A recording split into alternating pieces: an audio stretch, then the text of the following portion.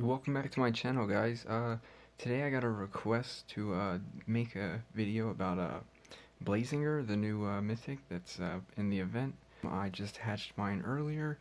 I haven't fed him, but we're in a feed event, so it's a perfect time to feed him up. Let's see where he's hiding out at over here. First off, right out the gate, I want to feed him to level 50 because that's what Mythic's max GPM is without rank. So let's go ahead and do that. I will go over the skills after we get him there. I'm not sure exactly on how much food it takes, but it's a nice chunk. Alright, so he's level 50. Right away, the first thing I want to note about him is that he gives 364 GPM, just like all of the other mythics. That makes any mythic worth getting. It also not only makes a mythic worth getting, it also makes a mythic worth opening up both other slots. You wait, don't do that now. You wait till the event comes where they're half price, but you save your gems. You want to have all of your mythics have open 3 sockets. Now legends aren't necessarily the same way because a legend you can just extract them. You can feed them to max level, extract them for their cells for 100 cells back, and then recraft them. It takes a really long time, but it's a way to save gems and still get your sockets open. But mythics, you can't do that, so you always want to open up all 3 sockets, even if you're not planning on using the mythic. The reason why you want to open up all 3 sockets is because then you can put gold runes on them. Even if they're level 3 gold runes, anything helps. It'll pay back itself in the long run, I promise. His traits, artifacts is really nice, or except for not being able to buff him.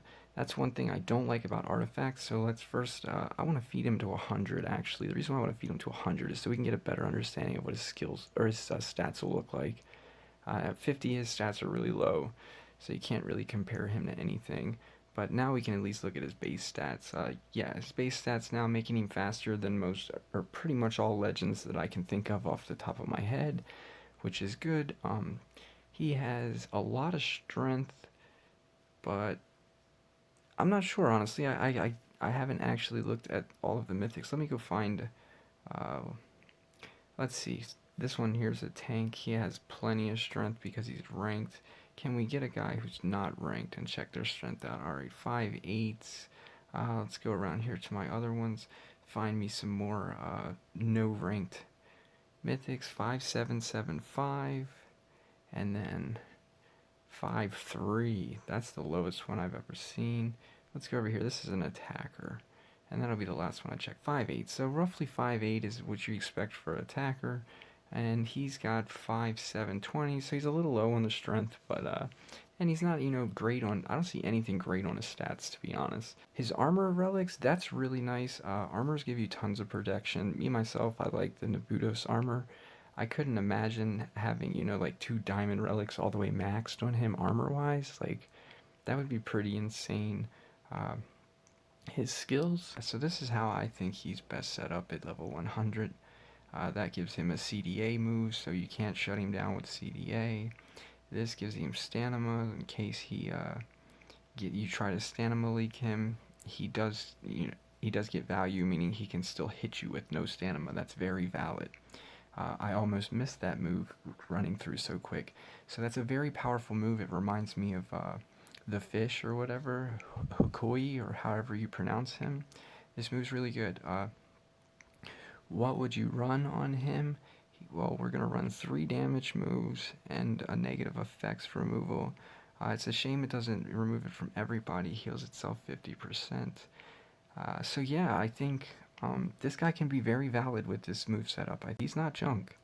If you're running this moveset, I see everything is good here. I see ranking this guy to rank 1 and putting 1 speed and 2 strength maybe, or 2 speeds and 1 strength, because yeah, he's very meaty, I think, and like being able to put shields on himself, being able to heal, so I'm not really worried about life runes because he can heal himself and he can put a shield on everybody.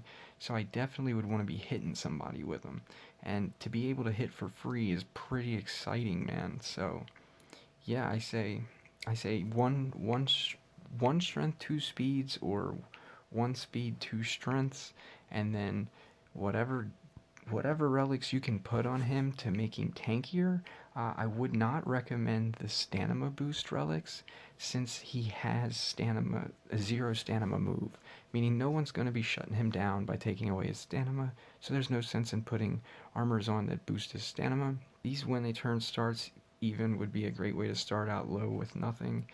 This is a great one, and then let me go up. My favorite so far that I've seen besides the Nabutos is the Morg's armor, which if you have that, you're lucky, and I'm jealous. This one here, if you guys had 2 of this on him, like, it would be mind-blowing how good this monster becomes. So yes, I'm totally a fan of this monster.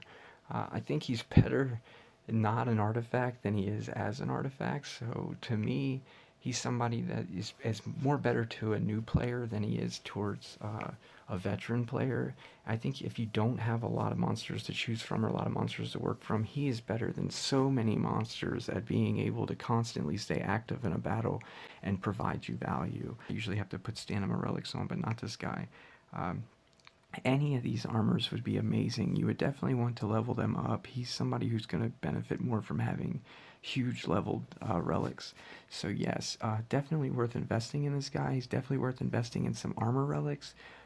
This one here is the one that I wish I had because it's just a basic gold one that, you know, after being damaged you gain a bunch of armor, but it has 2 uses compared to that one where you start the battle with 1 use. That's why I like this one better. So my overall thoughts on him, if I had to rate him 1 out of 10, I'd give him a 7 in the beginning, meaning at 150, I don't see this guy being useful. I really don't.